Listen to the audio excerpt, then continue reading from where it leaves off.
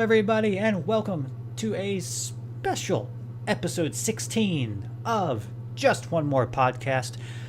I am Jeff from Just One More Level, and got the one and only John from MyBrainOnGames.com. How are you doing, John? I am fine. I took some allergy medicine this morning after still contending with that persistent tickle in my throat causing a cough. Had like a coughing fit at work. So I finally broke down, got some allergy medicine, got the drowsy kind. So, it almost immediately wanted me to fall asleep. But it did deal with the tickle, that cough I had. But now I got some congestion. I think it's keeping it all up in my head. That's like, I kind of wonder, because, I've been dealing with a lot of congestion for like the last month or two, and had quite a few of those coughing fits. Yeah, I guess it's just allergies. Like, looking online, it seemed like I've probably got post-nasal drip, which is causing that tickle and thereby causing that cough.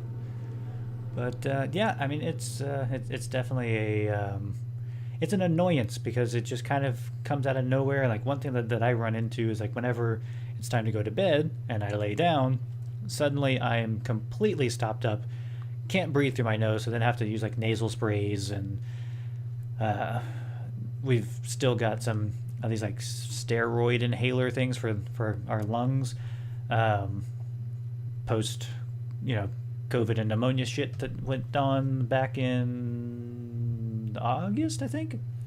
So I have to kind of use like a combination of those, and then I can lay down and I can breathe fine, have a good night's sleep, and then wake up and mostly go about my day perfectly fine. But then as I start getting like the energy starts to drop, it seems like that's when I start to kind of have the congestion really come back, and it's very annoying.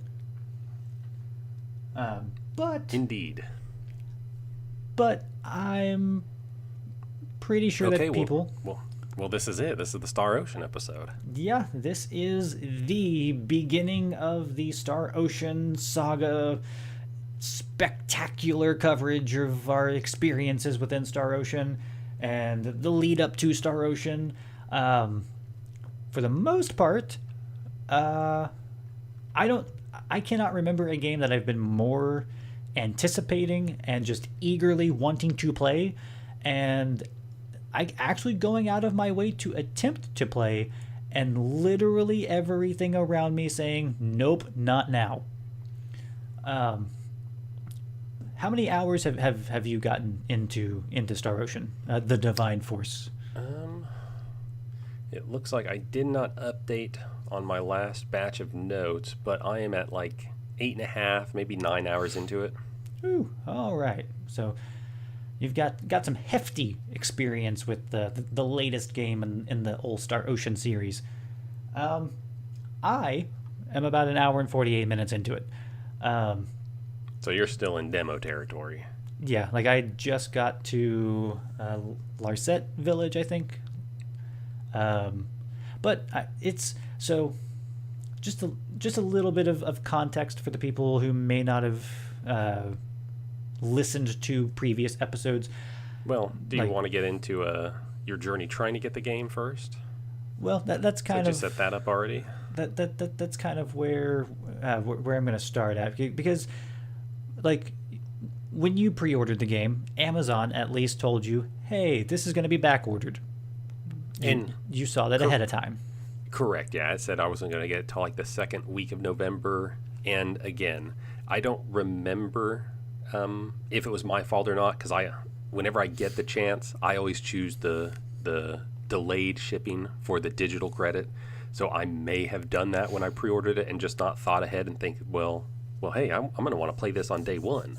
So that could have been my fault, but I just don't remember. I mean, so it could have been.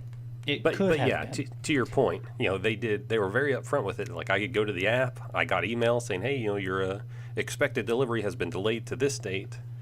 And I remember being like, well, I haven't seen anything on because I pre-ordered through Target, had a couple of discounts that I used to get a good deal on the Series X version of the Divine Force. and I didn't get any notification or any issues that, oh, this is going to be back ordered or it's going to be delayed or anything until the day of.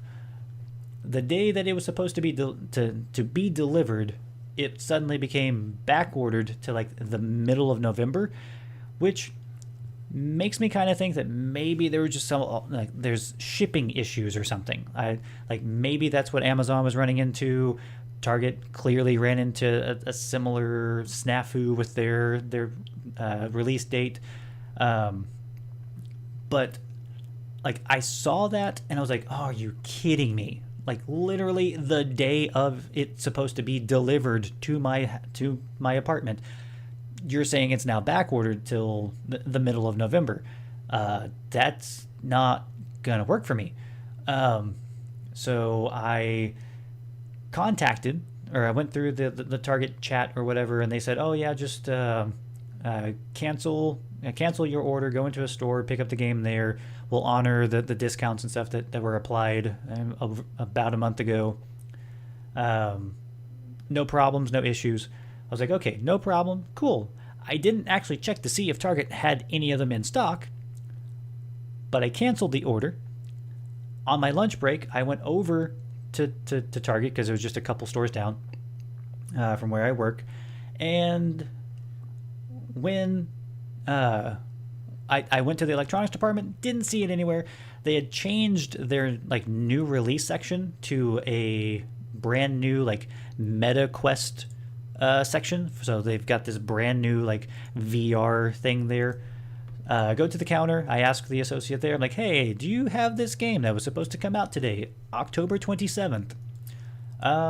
He looks at me as if he's never heard of what Star Ocean is or possibly even what a video game is. He's like, what is it on? It's on PlayStation 4, PlayStation 5, Xbox Series X. I would prefer the Series X version. And like while he goes back to the back to look, I pull it up on the Target app and it says that it's not in stock, but it's available for shipping and would be available on Sunday to be delivered. And I was like, that is, oh God. Oh, it's like that's sooner than my original order. Yeah. And then he comes back up. He's like, we don't have them here. And in my system, it doesn't show that we're supposed to get them until about November 14th. And I was like, huh, okay. Well, it's not a huge release. Target, not exactly like not necessarily the go-to store for video game purchases, at least physical. Okay, cool. I get that. I leave. I call GameStop. GameStop says, oh, well, nope, we don't have any of those in stock. I'm like, you are literally a game store. You're supposed to be a game store. They won't get it for like another week. And I'm like, this is just my luck. This is just great how this week is going. I do end up checking, I think after the fact, I think you had mentioned something about, I ended up just ordering it through Amazon because Amazon's like, oh, we'll get it to you by Saturday. It's like, okay, cool, whatever. I placed the order through Amazon. But then you had mentioned, well, did you check Best Buy or Walmart? And I was like, no, I didn't check them. But then I checked them, and they were also delayed. So I don't really know what was going on. But then... Yeah, I mean, it's almost like the release date is not until November 14th or something, just based on, well, that's what Target said. That's what Amazon was saying. That's what... Yeah. So looking at it, I was like, okay, this is just... this is not a... I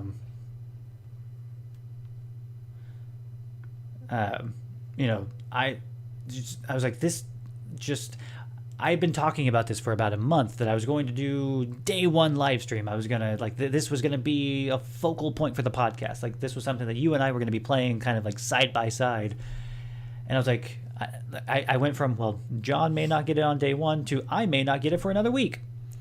So like just that back and forth, but I did end up checking with the GameStop near my store like later on in the day, just hoping, because I know that their stuff goes through like UPS, like UPS does their deliveries. They don't actually have like their own distribution channel or whatever. So it's like, I know that sometimes there can be a delay with UPS showing up. So I called a little bit later in the day, and they're like, "Oh yeah, we got one copy for the Xbox Series X." I was like, "I will buy that online right now. Do not let anybody buy that." So placed the order online, got the confirmation that the order went through. It said it was ready for pickup, so I just I had to wait to leave work to go pick it up. Then, after I get home, I pop the game into the system. It starts to install, and then it's like, hey, do you want the upgraded version? That's like 68 gigabytes of storage that, required. It's like, yeah, I'd rather play the best version possible. So then had to wait for about an hour and a half I think it was like roughly an hour and a half for that to download. So played a little bit of Yakuza Like a Dragon, completed 2 chapters there. I was like, I will just play Star Ocean the following day. Well, that didn't quite happen either, because there was an attempted break-in on the apartment next to me that I went all day thinking, oh, I cannot wait to get home and play this game. I have been eagerly wanting to play this game for a while now. I get home. We go over a couple contracts because we're house hunting to try to look at, getting a house. Get that stuff sent off. I sit down. I've got my notepad ready. I've got drinks next to me. I'm ready to dive into this game. And literally, as the game starts, I start the stream, get things going, and literally outside, like there's just banging going on next door. And I'm like, what is going on now? So I stopped the stream. I just turned everything off because I'm like, this is just... Oh, and I also skipped the part that the game didn't want to work. So the game didn't want to work. I tried to eject the disc. It just put the disc back in itself. Went through a bunch of just hassle trying to get the game just to work. It was installed. I had to uninstall it, reinstall it. Had to sit through another 68 gigabytes of downloads or installation. Finally sat down. The banging starts. Deal with that. There's like 2 or 3 guys that were just banging on the door that's to the apartment that's connected to ours. That gets dealt with. I sit back down. I start the system back up. I start the game, start the stream. The banging starts again. I'm like, are you kidding me? And as I'm looking through the peephole, I can see directly across to the apartment connected to ours. A guy like literally turns his back to the door and starts like horse kicking or donkey kicking the door, trying to get the door to open. Call the cops, deal with all that. The cops show up like 3 hours later. They had taken the screen door off of the sliding glass door to their apartment in an attempt to, I guess, maybe break through the glass. I don't know. I really don't know. Security and the police show up like 3 hours later. Like, the great timing, folks. Like, this is great. But like, all of this is going on. I'm like, I just want to play this game. This has been such it's just a very interesting time. This, like, just to get the game, to start the game, like I said, I'm an hour and 48 minutes into it. I'm still in the demo territory. Got into Larset Village. The game seems to run better than the demo, which, is good. Haven't really come across any like frame rate issues in the little bit that I played. The soundtracks, like the soundtrack for the ruins that you go through, still annoying. I still don't like that. But I don't know that I can remember it still even. I do like, thinking back to our conversation last week, and just backpedaling real quick. I think you need to stop playing this game. I think nature, God, something, whatever's trying to intervene and say, don't play this game, Jeff. I don't understand what was going on, but it was just the timing was just impeccable. Like the third time that they were banging on the doors, they then came over to my apartment to try to say, hey, have you like do you know, like there was a language barrier, there was the guy was drunk as well, like that was just, that added more insanity to it. He was calling the cops and he wanted us to talk to them to basically be able to give them information about what was going on, because he couldn't. He was afraid that they wouldn't understand him, and like, okay, what? Like, I just want to sit down and play a game. I've had a few weeks of stressfulness going on. I would like to just sit down and play a damn video game for just a little bit. But yeah, soundtrack. So yeah, the soundtrack is good. Like, I like the soundtrack. Yeah. Thinking back to our conversation last week, I had mentioned I really liked the battle theme, and I couldn't really remember anything else. And that's still roughly the case. I think so far, I'm like 9 hours into the game, roughly 8.5, 9 hours. And I really like pretty much every song I come across. But I don't know that I've connected with them the way I would like some other songs maybe I really, really like. Like, just like typical RPG, you get to humming it while you're playing, and it just kind of gets going in your head in the loop. But I don't know that there's much I would like want to listen to outside of actually playing the game. Good soundtrack, but yeah. Well, and for me, I was actually I was a little bit surprised. Like, outside of the demo, I've tried to not really partake in like the trailers or any of the like hype stuff about it. Like the initial Same. trailer was kind of enough for me. Yeah, and in fact, like, I follow the Star Ocean. I don't know. Maybe I don't follow this Star Ocean Twitter account. Maybe they've just been blowing up with so many ads that are not ads per se, but just like, hey, here's a focus on this character. Here's a focus on this character, and I see all that stuff, and I just like keep scrolling because like I'm gonna play the game. I don't need to see it like 10 weeks in advance, 10 days in advance, 10 hours in advance. I'm gonna play the game. And so I was thoroughly surprised. Like, you get to the title screen, or like the track mode. Yeah, like, and the Star Ocean theme starts playing, and it's Pandora from Hyde, I believe, and that is an awesome song. Like, just incredible. Just now, high. Are you talking about like the hard rock song? Yeah.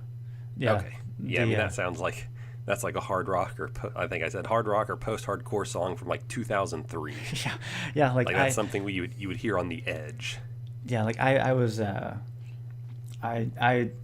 listening to that, and I was like, oh wow, this is incredible. I ended up pulling up Shazam on my phone. I was like, maybe this will point out what this is, and sure enough, it did. Like, it's a licensed song.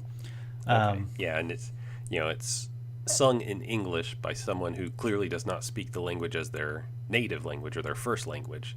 Nonetheless, song, like I said, still pretty awesome. Yeah, and like I said, it was just it started playing. I was like, oh wow, this really like amped me up to play the game even more. Yeah, set the tone.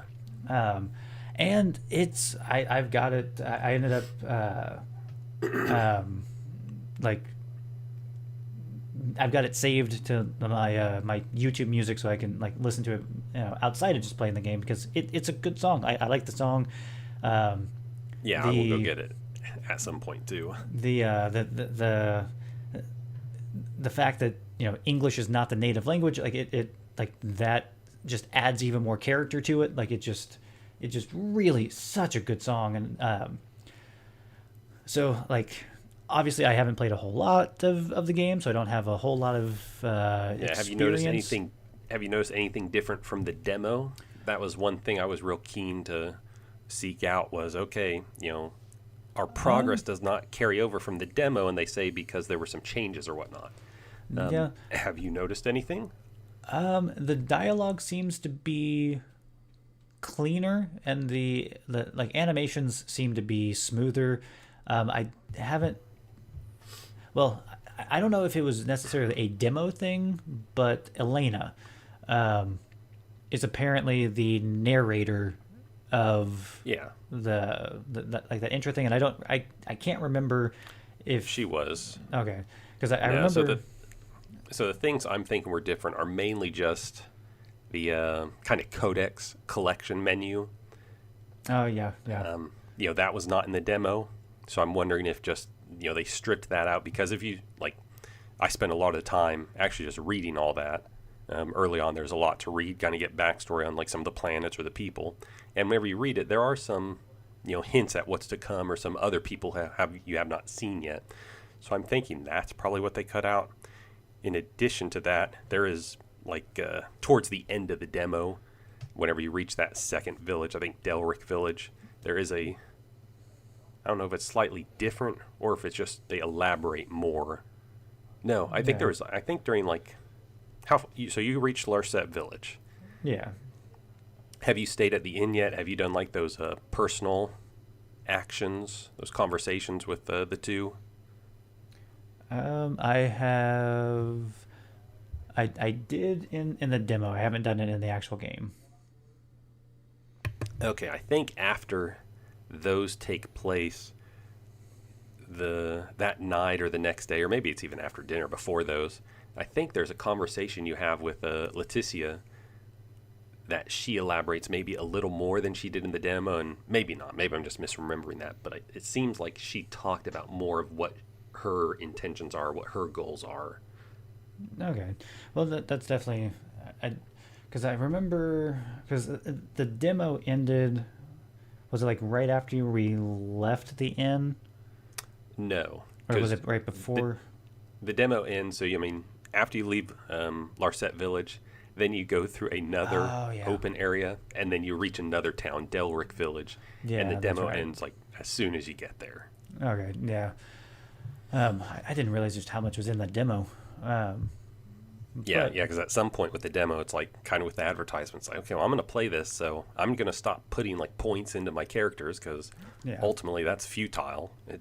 I'm only going to be playing this for another 30 minutes. I guess I'm not having that Yeah. much difficulty with it now, yeah, and I think which is one thing I am really eager to do now that I have the game. It's like, okay, now I can actually like focus on, well, what do I want to put all these points into, because there's so many different things. and like there's these little accessories and stuff. I don't know if you've really looked at those, but like there's Jack and Ridley from Radiata Stories. I don't know if that's like DLC stuff or that's like the pre-order bonus DLC, but like Yeah, because I don't think I have those. Are they little like statuettes? yeah, Yeah, and so they're actually part of the Isoa game. and you can also equip them to characters, and they give like stat boosts and increases, or like if this is equipped, then you do 45% more damage to undead, or so yeah, like which brings up the point for me is I have a ton of those now. I've unlocked Isoa, so I've started collecting some more pieces beyond what you just find. But because you can equip those as accessories, they take up spots in your accessory equipment menu. oh, there's the a limitation. No, just the menus suck. Oh, So I don't know if you've noticed this, but whenever you have multiples of an item, let's say blueberries, the basic healing yeah, item, you get a lot of those. and maybe it's not those, maybe it's just like equipment and weapons. But whenever you have equipment and weapons, it'll say you have like 2 of 20 of this item. But instead of just consolidating those both to one row, one line item, it actually makes a line item for each individual one. And so what I fear is going to happen is with Isoa, and it's kind of happened to me already, is I think an Isoa deck can have like 20 cards, 20 of these little statues. So you're going to have a lot, and you can also have like up to 3 in a deck at any time of the same Isoa statue. So my accessories menu is bogged up with like, okay, I've got like 8 just generic soldiers that are taking up all this space. I've got like 7 generic knights. And also I can't really tell which ones are equipped to a person, or I can tell which ones are equipped to a person, but I don't think it distinguishes which ones are in my deck versus which ones are just in my inventory. Well, hopefully they release like a patch or something that, or like an update that fixes that. I don't. As far as like design wise, I don't know why they would say, "Hey, this is a better system than just consolidating them." Like they're the same thing. It's just multiples of the same thing. And so far, it may just be that I'm not totally adapted to it all. Again, I'm like 8.5 out of 9 hours in, so I put some good time into it. But the menus just seem so complicated. They're maybe not complicated. They're just so many menus that it's like, okay, in the main menu, use the triggers to cycle between the different headings. And then whenever you're in like the equipment menus, use the bumpers to cycle between the characters. Yeah. Sometime on some menu screens, whenever you drill down, you can use the bumpers and it'll switch between characters. Sometimes it switches between their armor, their accessories, their weapons. Yeah. Or there's just a lot to navigate, and it seems all kind of like needlessly confusing. And on top of that, the text is all super small. Yeah, so if you're sitting any distance away from the TV like you're supposed to do, you can't see it. But one kind of dealing with the menus and stuff. One gripe that I do have is that when you go into the skill tree, I would just like to be able to go into the skill tree and then cycle between characters, not have to leave the skill tree, cycle to another character, go into the skill tree. Like, it's not a huge thing, but it's just kind of those like annoyances that just like they're all minor gripes that really don't impact our enjoyment of the game overall. Yeah, because the combat is so fluid. It is so good. And like I remember in the demo, even when I was playing the frame rate mode, like I would still have like frame rate issues. I haven't really had that in the actual game. I don't know if you've noticed any like clunkiness or anything, but no, like you said, it seems like the final game is cleaned up in comparison to the demo, which is a relief. But I don't know that I'm there with you yet on the combat, just feeling like so great and so good. I mean, it's very button mashy. It's fine. Like, I as far as where I'm at, like one thing that I like, Star Ocean games have never really been like. One thing that I loved about Final Fantasy XII was the Gambit system. It was a very, like, it could be a very convoluted system if you wanted to literally just move the characters around and then those characters just do everything for you in combat. And never having to worry about healing or reviving people or anything like that. Like, if you really got into the Gambit system for 12, like, you could make some incredible like equations of things. Yeah, I mean, it was like deciphering a programming language with a bunch of if-then statements. Yeah. So Star Ocean has never been that complex. It's never had that. Very few JRPGs are that complex. Well, yeah, true. I don't know. Final Fantasy XII may be the most complex single-player RPG in that regard, like JRPG. Yeah. So like with Star Ocean, I remember from like, till the end of time, like you would have these fairly basic strategies that you could use with your characters to have like one person, focus on healing and one ally focus on like doing the most powerful mana consuming abilities until they ran out of mana and then they were, just wailing away at enemies. I don't know if the Divine Force, as far as combat goes, I don't know if it gets to that point. I know there's the stop mode, which allows you to then kind of like change from like free for all to focus something, like target focus or something. Yeah, like use your best judgment. Yeah. But I don't know if there's any way of like individually no, I think you're right. I think it is just through that stop menu and then just given a group orders. Okay, because like again, not a huge thing, especially since not really running into any issues with the enemies. Like I haven't got to the enemies that I ran into during the demo that actually started doing like status ailment attacks. So I haven't had to deal with like poison or anything like that. But one thing with it is like I hope that it expands out a little bit more. And I don't know if you gain any additional strategies or anything like that. It seems like as you start investing in the skill tree, like I still have all the base. I've just been playing as Ray, the main character. You can switch between the characters on the fly, but I've just been focusing on him, and I've unlocked one new like attack for him. For the most part, I've just been investing in like skills or the special abilities on their skill trees. So I added that to his repertoire, and I've upgraded some of his attacks to do more damage. But it seems like as you invest more in the skill tree, and then maybe more impactful will be the investments in Duma, because I've started investing some in Duma, and I've already seen my combat changing a little bit.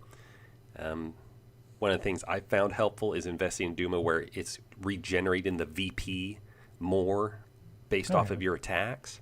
Oh. I've seen some players just like scrolling through Twitter and just saw like somebody who's like 20, 30 hours in the game, like doing a battle and just like zooming all around the place with Duma and just like really like tearing shit up.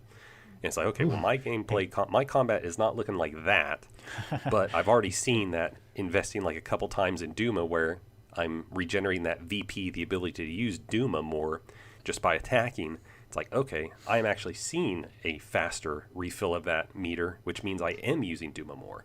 So I can see that, it is going to, like, probably like the first 5 hours of game is going to look much different than the last 5 hours of the game in terms of combat and what we're doing with it. Yeah. Well, and that's one thing that I was kind of wondering just from playing the demo was I wondered, because like it was talked about with like Star Ocean, the Divine Force, like flying all over these like massive areas, and like and I'm wondering if it will get to that point as you level up Duma. I've not seen anything to that. That's one thing I would like is just the ability for Duma to fly instead of just shoot you forward super far, but then just glide back down. I wish you could just fly. Yeah, and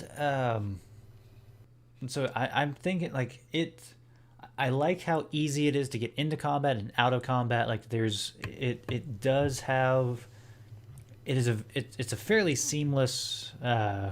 Totally seamless. Like there is no transitions or anything.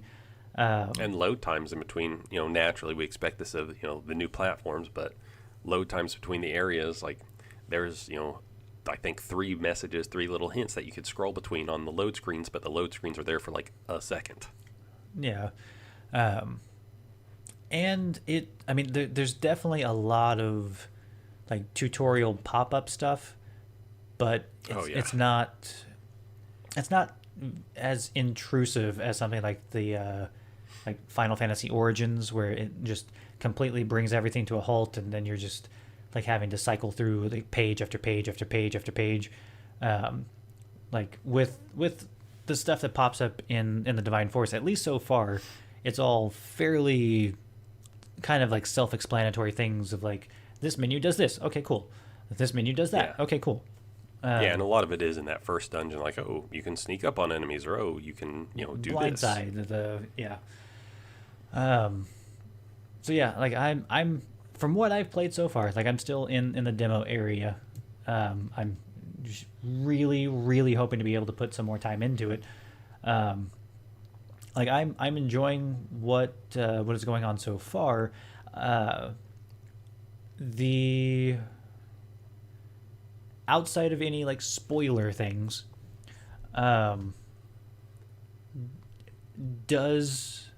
know that you can choose 2 different characters at the beginning. Does it have a divergent story, like 2 individual storylines for the 2 characters that you can choose, or are they fairly well intertwined? I'm not sure on that.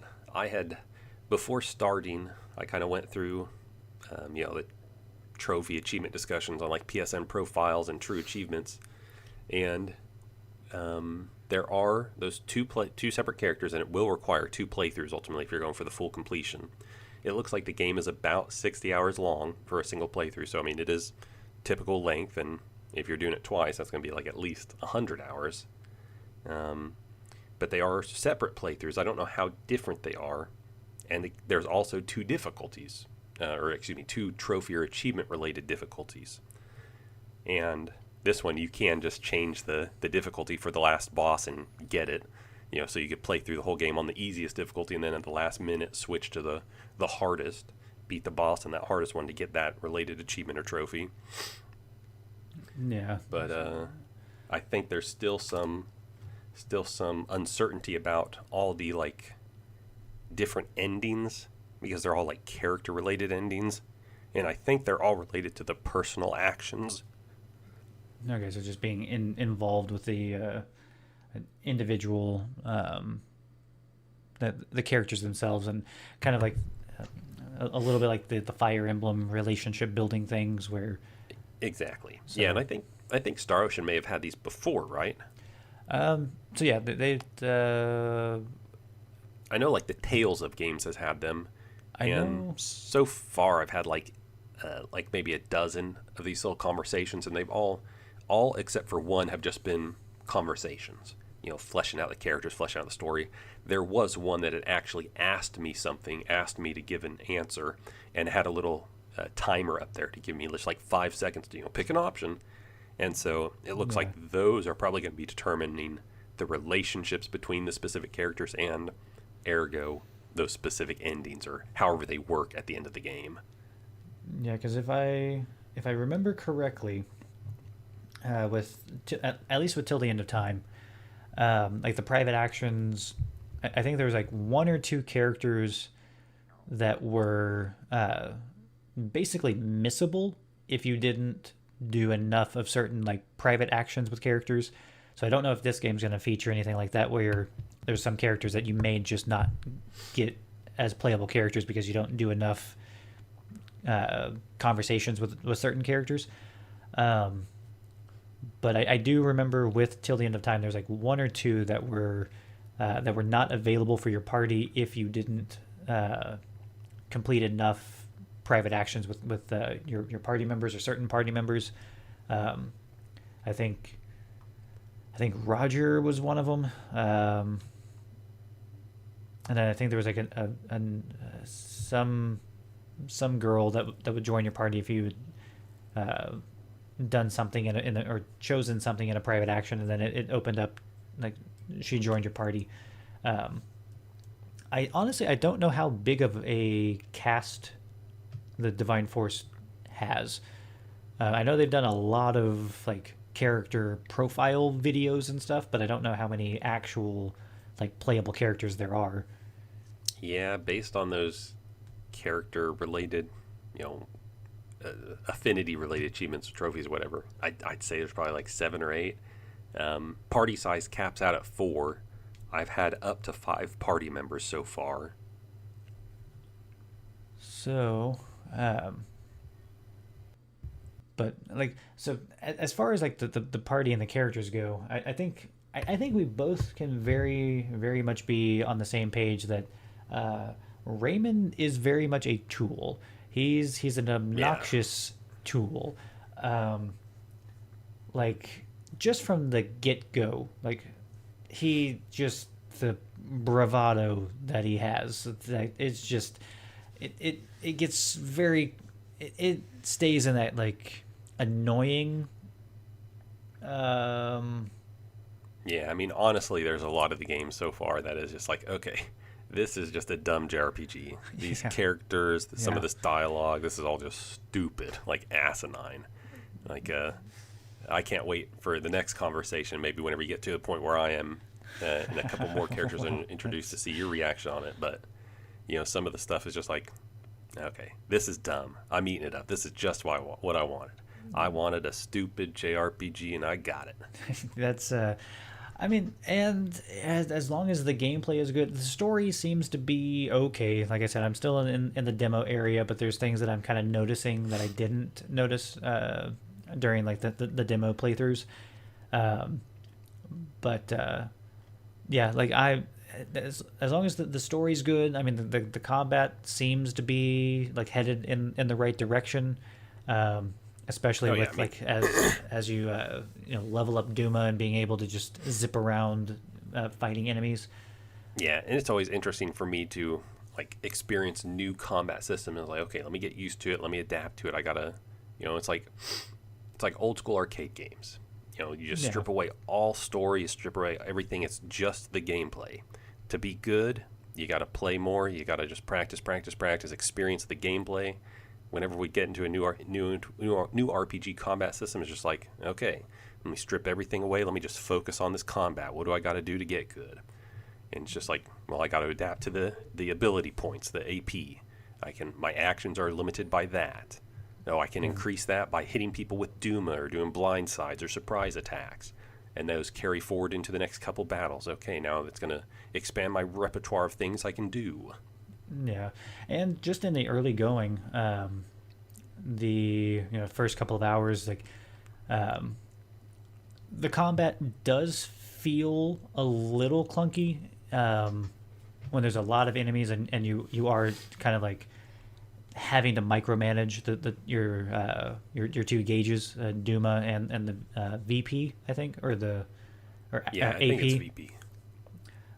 So like having to micromanage those two meters because it's like you run out of energy of both. It's like, all right, now I'm just kind of like letting it charge back up. Okay, now here's a slew of attacks and stuff, and then okay, I Yeah, have to it's kind like, of okay.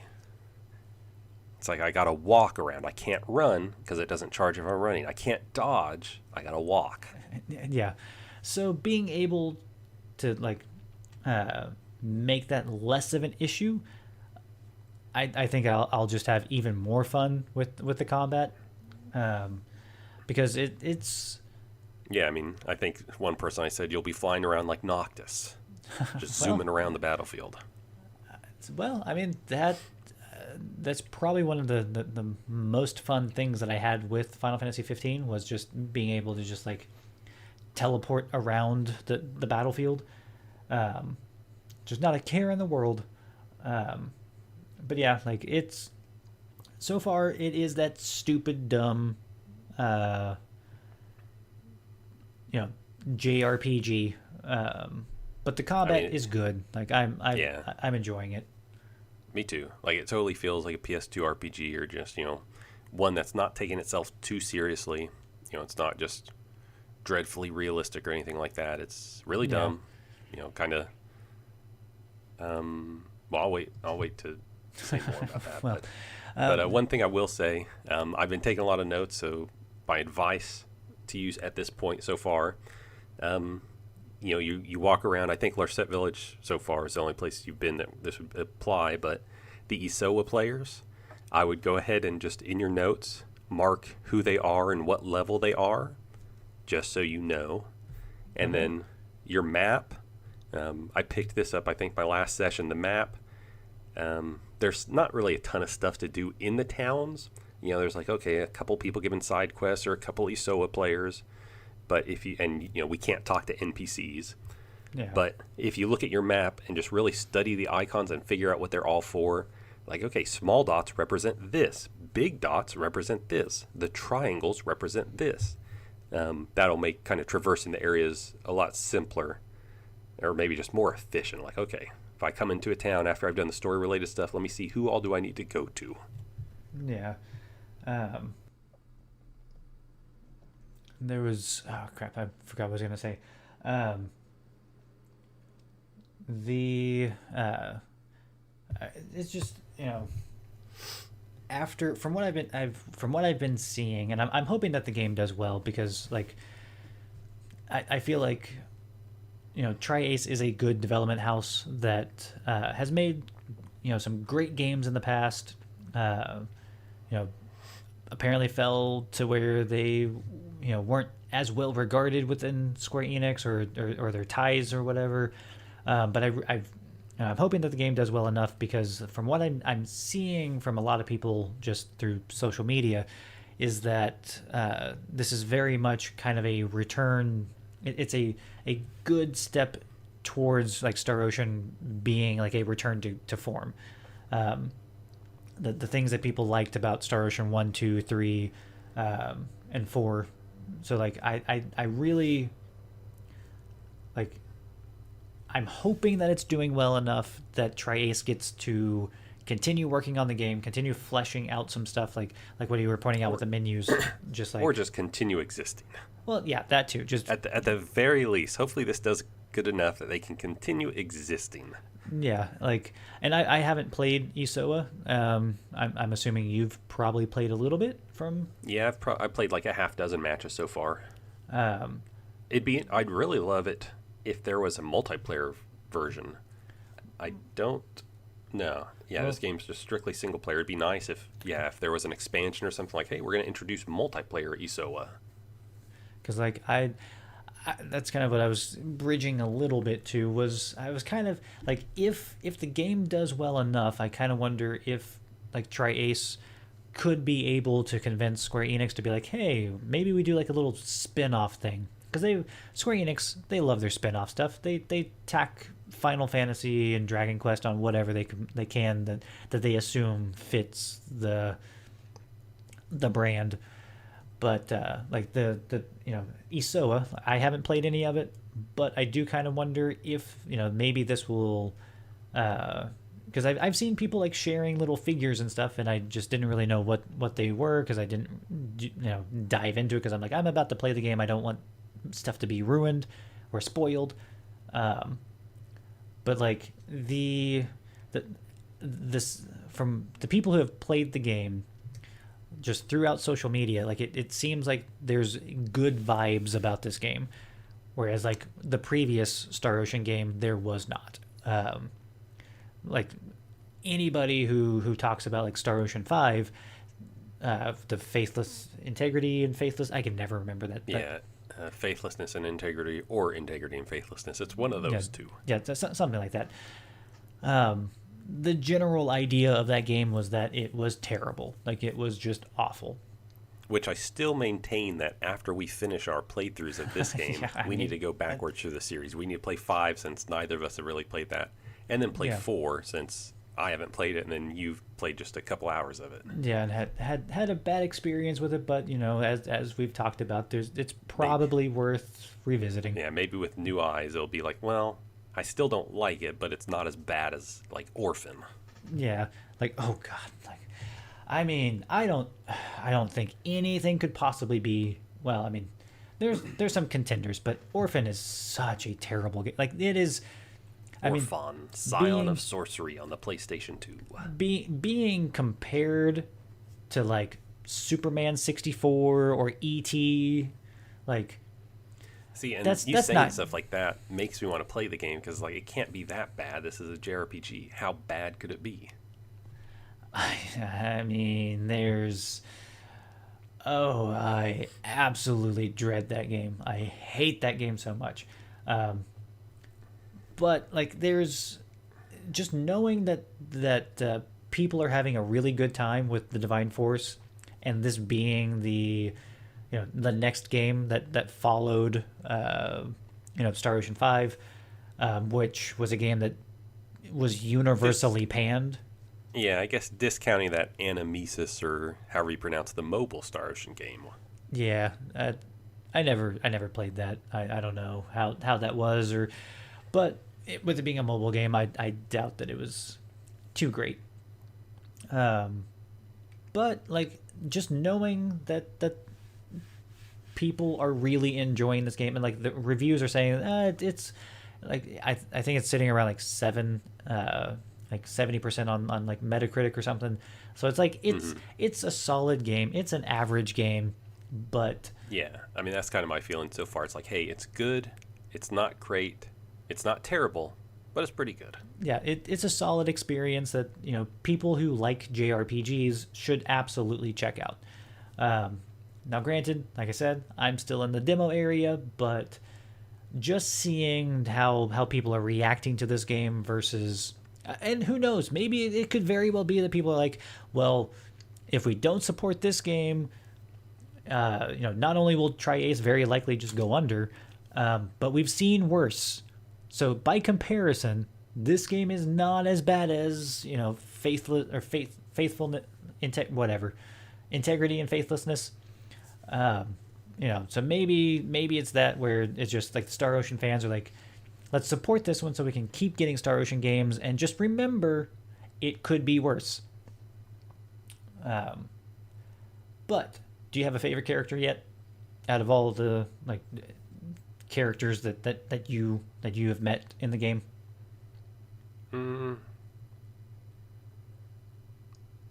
I don't know. Well, that's a resounding stamp of approval there on the characters.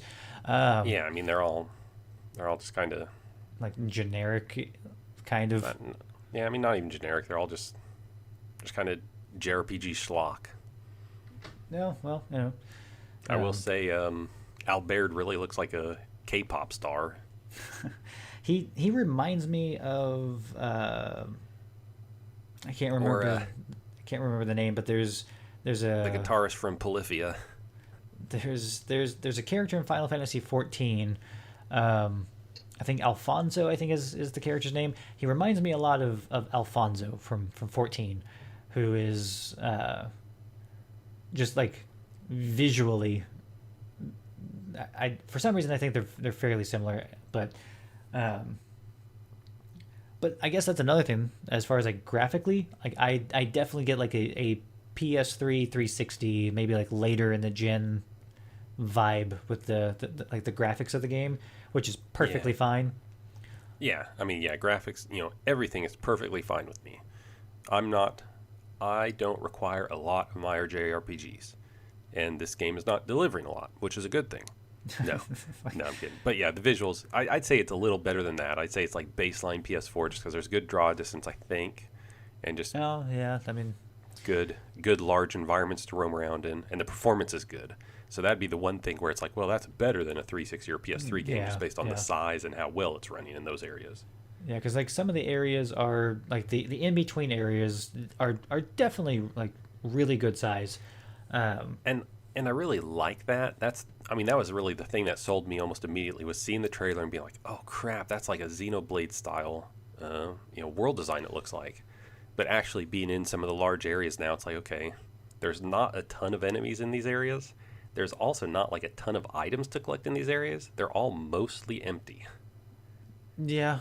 That is one of the. I don't know if we've talked about it on the podcast or not, but I know that you and I have had this conversation about like Final Fantasy 15. Massive open world that you can do nothing in. There's just not much to do. Like there's like you can find a couple things, but there's just so much space in between, and you're just dry. It's like they were just really wanting to show off the car, being able to just drive around or turn the car into like an airship of sorts to be able to just fly around. But really, it's just a massive world with nothing to do, and I'm hoping that the Divine Force has areas that are much more populated with stuff. Like so far, I don't think it's going to be that way, just based on what I've played so far and just being through a couple of the big open areas. But who knows? Someone else, not us. Yeah, that's but ultimately, like I said, I'm having a good time with it so far. Like I'm closing in on 2 hours. I'm like, at an hour and 48 minutes. It's just stupid fun, like, and that's really, above all, like that's just really what I want. Like you and I went into Shenmue 3 knowing it won't be a masterpiece by like masterpiece standards, but this is not going to be the next AAA genre-defying game. Yeah. But just like with Shenmue 3, we absolutely appreciated and loved it for what it was, which was just a modern-day Dreamcast game. Shenmue 3 is awesome. Which one thing, so in Yakuza Like a Dragon, I ran past. I think I was in chapter 11, and I was running past one of the arcades that are in the game.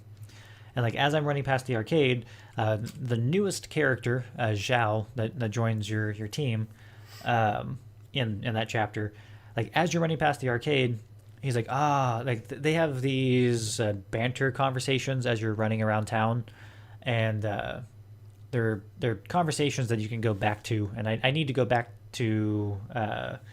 There's a bar that you can go to, and you can kind of go back through those conversations.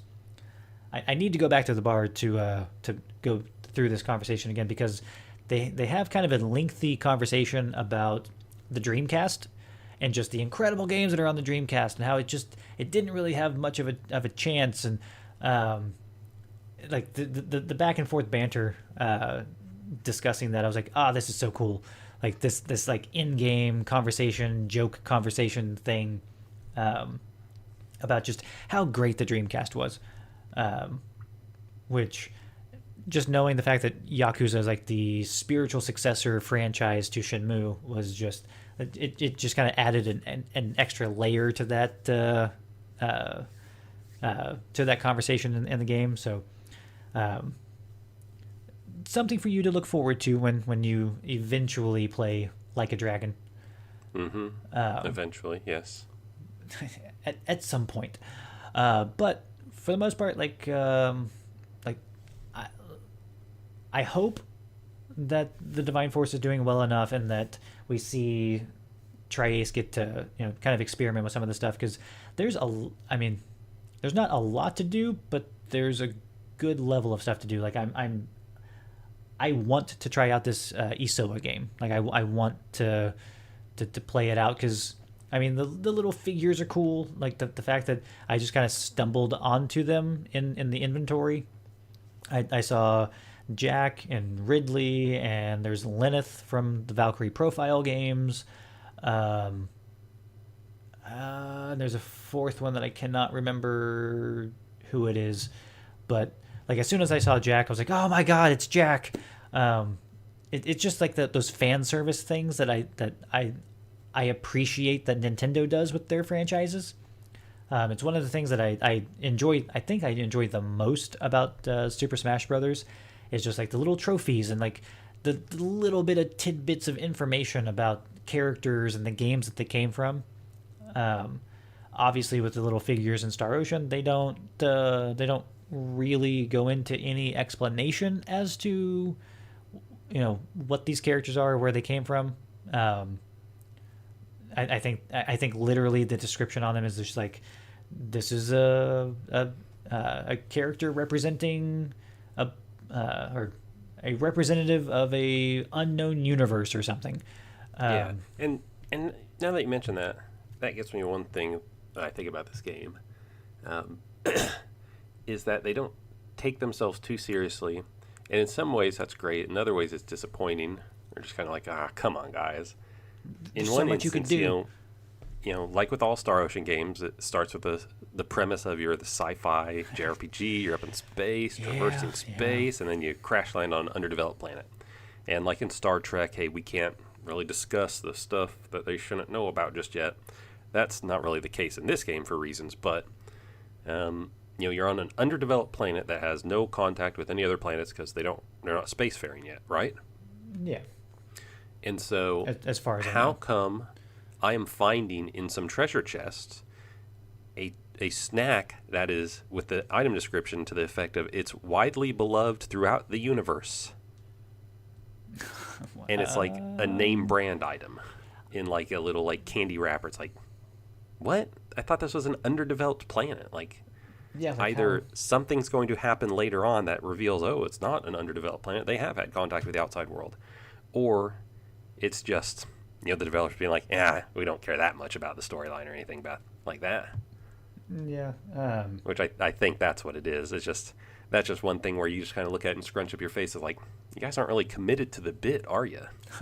Well, there is, when they're, the escape pods are entering the atmosphere of the planet, it is specified that there is like an electromagnetic cannon or something that gets used to like shoot the pods out of the sky, and then like Raymond And mentions and it's he's like, commented something to the effect that, well, how do they have that technology or whatnot? yeah, it's like But underdeveloped that my ass.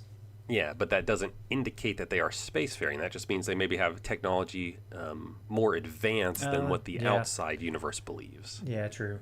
Um, I mean, it could also just be that people are harvesting from this planet and then selling the stuff outside, and maybe that's how they've at least built up the technical know-how that they have now for the cannons. But they're not quite spacefaring. But maybe smugglers are taking things from this planet and trying to be sneaky about it, getting it out into the space and selling it to the highest bidder. And then I guess you're saying that they are bringing these candy treats to this planet. Well, I mean, I don't know that part of the logistics, but as far as like distribution goes, I mean, it can be a mess, trying to get things from point A to point B. But I mean, I guess it's possible that I don't know. I have no idea, but Time will tell. so you're closing in. You said eight. You're at 8 hours. Yeah, 8-ish, 9-ish hours. Um, so, like, as far as I mean, trying to get a ballpark. Is there a lot of towns? Is there a lot of spaces in between, like where I'm at and then where you're at, as far as like? No, there's like 2 more towns, 2 more areas, Okay. something like that. And so, are you primarily like kind of like grinding and farming things up for now? No, I mean there's not. All That's right. the thing. There's not really a lot of things to farm in this game, and It seems like I'm leveling not up really is pretty grinding easy. anything. Yeah, leveling up a ton early on at least. So, um, I really want. So I guess another like thing that I wonder is the skill tree. It does seem to be a little cramped. Like I'm wondering if it, like, if that's it. Like it's just once you get to the skill tree and you see what you have at the beginning, if that's just all there is, or if it like expands over time, like as you do things in the game, like or like right now with your skill tree, is it pretty much what you started with? Oh yeah. The skill tree has not expanded at all, and in fact, I'd probably say it just stays stagnant, stays static with what it is, just because there is so much for you to pour your skill points into, or ability points, whatever it is. There's so many different things for you to pour that into that I think even by the end of 60 hours, you'll probably still have like, well, I've got these attacks I could power up, or I've got these abilities I could power up. Um, have you come across like your own like favorite like combo moves, like your string? No, again, I've only unlocked one Okay. beyond the default one, so That's really wonder just how crazy of a combo things can go, because I think right now well, I think it's just like a they, 3 button combo, right? right, they can't be too crazy because yeah, it's just a 3-button combo. Um, And but it looks like that's all it is. It's a 3-button combo for the what, B, Y, and X buttons, yeah, and then whatever. and with the Duma. fact that you're limited by your ability points in battle. Yeah. But yeah, there's definitely things that I would hope that they'll be able to flesh out through updates. Like I said, with just the nuanced things of just dealing with the menus, or just the inventory management, that kind of stuff. Just being able to just better execute that, making it not so cumbersome to switch between the various menu tabs and the characters. Being able to switch between characters while just on the skill tree would be great. So yeah, like I said, I'm hoping to be able to get more time into it, but I am enjoying it so far. So I'm hoping. I So what exactly is EOS? Is it like chess pieces? Are you moving like chess pieces Oh, around? so Or yeah, Yeah, Yeah. it's just like a little grid based thing. It's not, again, set your expectations. Don't get your hopes up for like something crazy impressive or anything. But I mean, it's just like a little grid based game, kind of Okay. incorporating elements of like I don't know, other card games, other board games, stuff like that.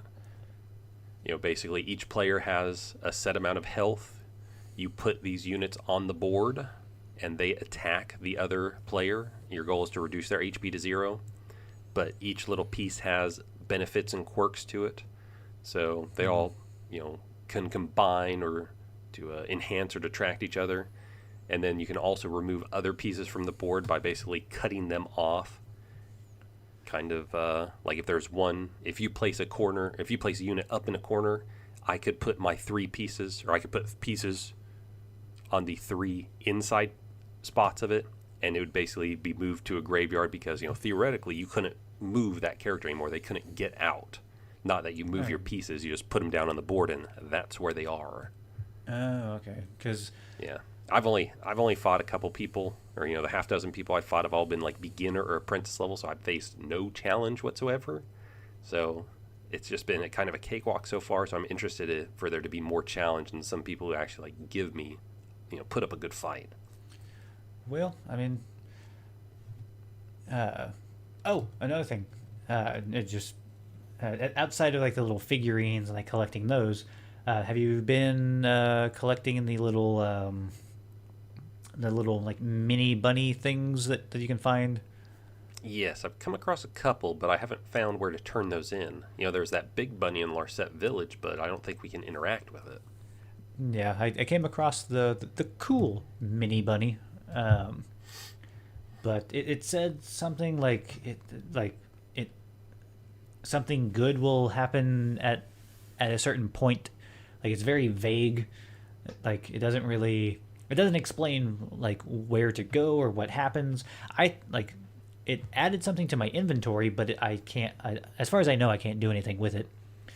Um, so like I don't know if that's just like a late game thing because for for anybody who has played like till the end of time, and I'm not sure about the Last Hope or Faithlessness, um, but like at the end of till the end of time, like it opens up that like big game center, like that town thing that you can go to, where there's a lot of stuff to do there, and then I think it's like the in between the I guess spoilers for anybody who cares at this point. It's a pretty old game at this point, but the fake world, and then you've got the real world.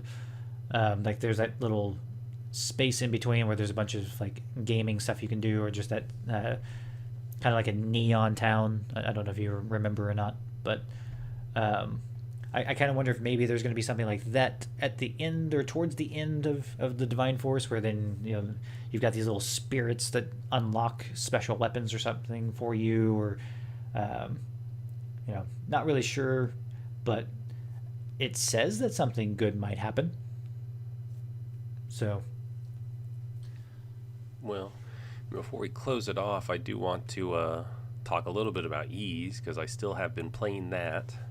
ooh, all right. And honestly, I kind of Almost. want to play that more than Star Ocean. Uh, And so I well, mean that's not saying anything about the quality of Star Ocean per se. 'Cause Star Ocean's fine, but this Ys game is really good. This is fun. are you getting close to beating it? Like, do you feel like No, I mean how I'm far? I'm like 15 hours into it, and like I said last time, I think it had like a length of something like 20 to 30 maybe. Yeah, okay, so Um, but this, in contrast to Ys, or excuse me, in contrast to Star Ocean, I really feel like all of the dialogue, all of the writing in Ys is way more fun, way more enjoyable. Like just way more, the characters are thought just, out. Like, yeah, just way more fleshed out. yeah. They have great interactions with each other. There's a couple characters in particular that just are kind of like always at each other's throats and just portrayed in a good way. The story, I whenever I first started talking about it, it's an amnesia story. And it's like, okay, seen that a million times. But Yeah.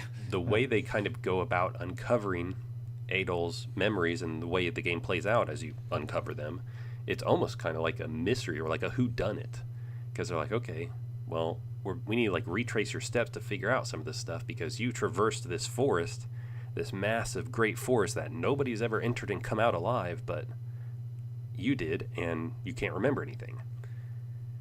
Well, And then on top of that, as you go through this place, you're encountering all these villages and all these different people. It's like, wait a minute, there's people living in here? And at some point, you cross this supposedly impassable, well, you cross an impassable river through some means, and you find another town that is basically just right down the hill from a god, a literal god. what? And It's just like, from this god, all ideas for inventions and like things that progress humanity, they come from him. He basically gives them to the people. And so he thinks I of guess ideas and then gives it to people. yeah, so, and to make it seem like, okay, humanity came up with this.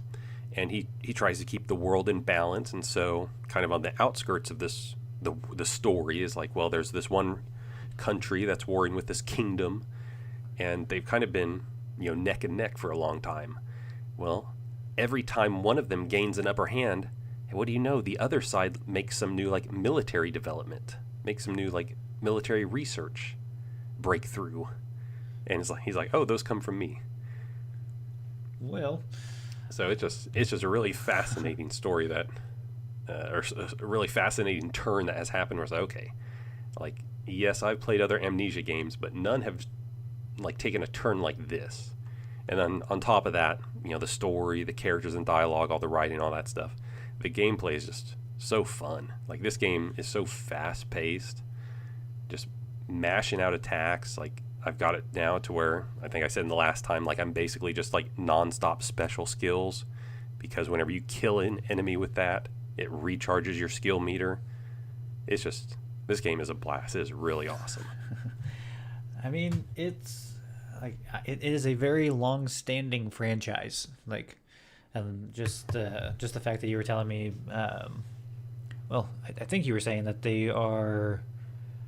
Yeah, like some of his memories actually do reference like I think this game is set in between like the third and fourth in the series or something like that.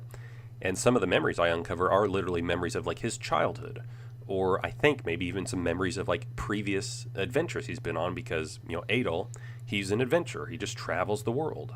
His father was a traveling like a journalist, a travelogue journalist. And so that kind of set Adol on that path. Well, I want to travel the world. I want to uncover different places. I mean, there's only like a handful of Ys games out there. Yeah. And by handful, it's probably like what, 30 or 40? No, they're not up to that. I mean, I think numbered titles, they're up to 9. Oh, and okay. and now a lot of the titles that have come out over here are a lot of them are remakes. Oh, okay. Like Ys the Elfenfell Ghana, that's a remake. Okay, so for the most part, like they're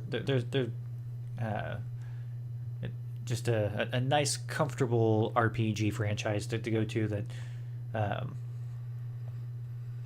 just seems to be handling itself pretty well.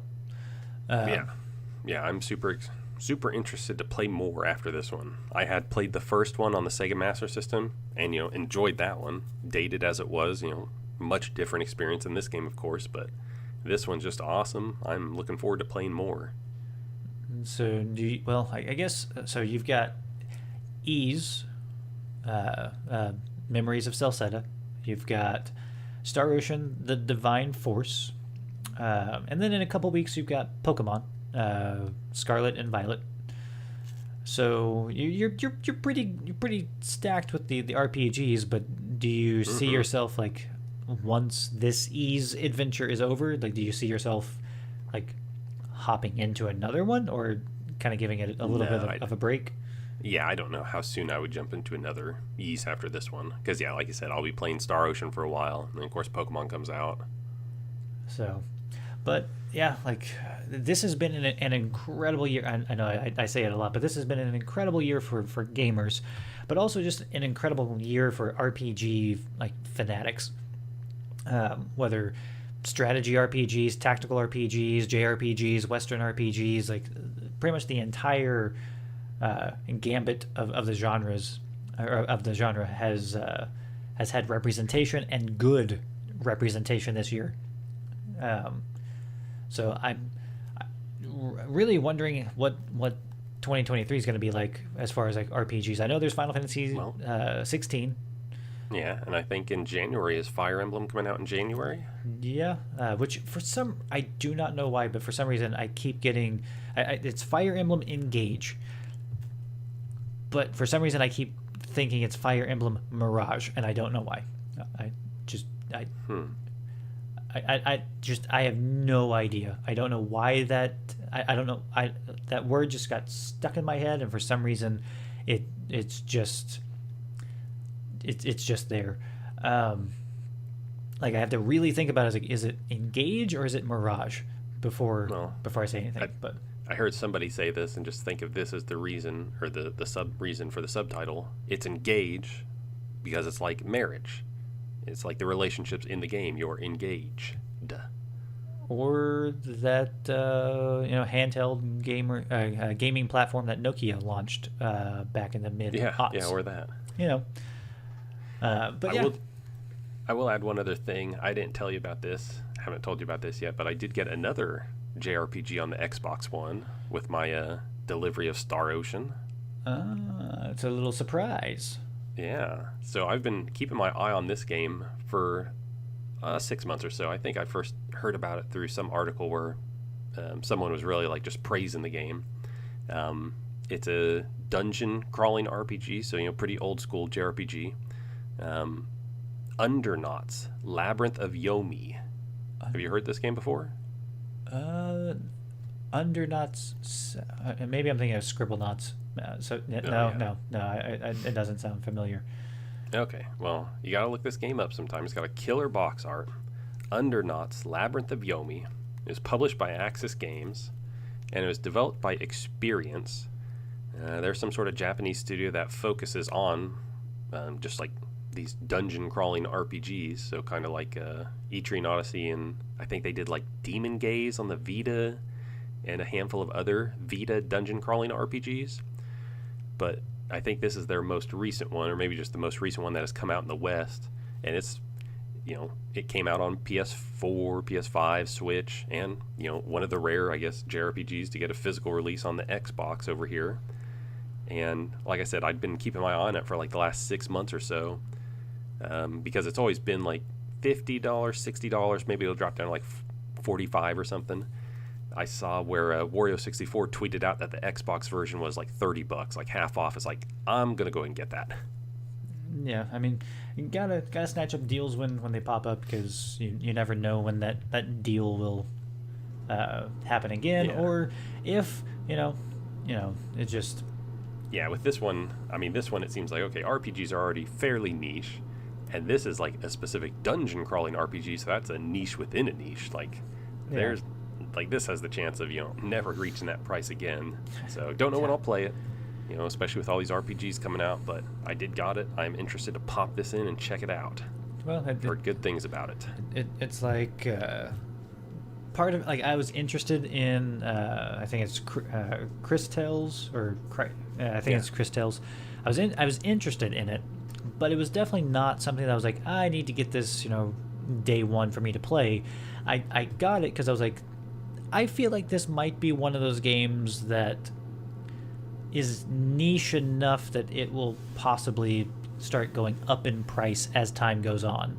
Like, once it goes through its retail release cycle, like once it's no longer available at like Target, Walmart, Amazon as far as new goes, I feel like once it hits that predominantly being secondhand market, the price will start to go up. So there's games, and like the Legend of Heroes games that are starting to come out. It's like, I really don't want to get these things day one, but just looking at the track record of the Legend of Heroes, like any of the special editions or deluxe editions or collectors or whatever, or just any RPG really that has a special edition. Because with like Legend of Heroes, I feel like those are something we can find at vintage stock in a couple of years and pay, a good, $30 or some fair price for a complete used copy. But yeah, if we're talking about like the first run, like collector's edition, limited edition stuff, well, yeah, those are always going to go up in value. So it's like just kind of trying to weigh the pros and cons. It's like, do I bite now before it gets too far out? Like, do I cash in on these deals where they're like $10 off, $20 off, to try to get these, like, to get these games before they hit that secondhand market where they're most likely going to go up in price? Because, like, I never would have imagined that things like Power Slave would hit what it did, or the fact that I bought Magus for $3 at GameStop like a few years ago, and then people are paying $80 for it. It's like this. It's like it's stuff that I would like to check out at some point, but I'm not going to drop $80 to check out Magus.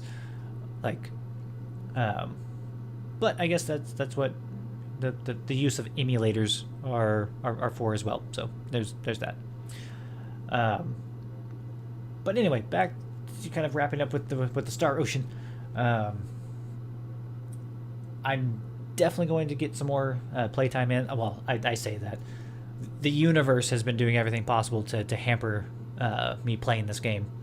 So I'm hoping that I'll be able to play some after we finish recording today. Yeah, that's what I'm going to go do. So that way we have more stuff to talk about, and I can kind of fill in some of that gap, and then we can kind of talk about stuff post demo with the next episode. We're both enjoying it, so hopefully, maybe as people start to listen to this podcast, they'll start to chime in about stuff that they're enjoying about it. You all will hear from us with episode 17 with more Star Ocean, the Divine Force talk, and probably a little bit more of Yakuza and Ease. I don't know if you're planning on... Well, anyway, you'll hear more of the little side games and stuff that we're playing alongside Star Ocean. See ya, everybody.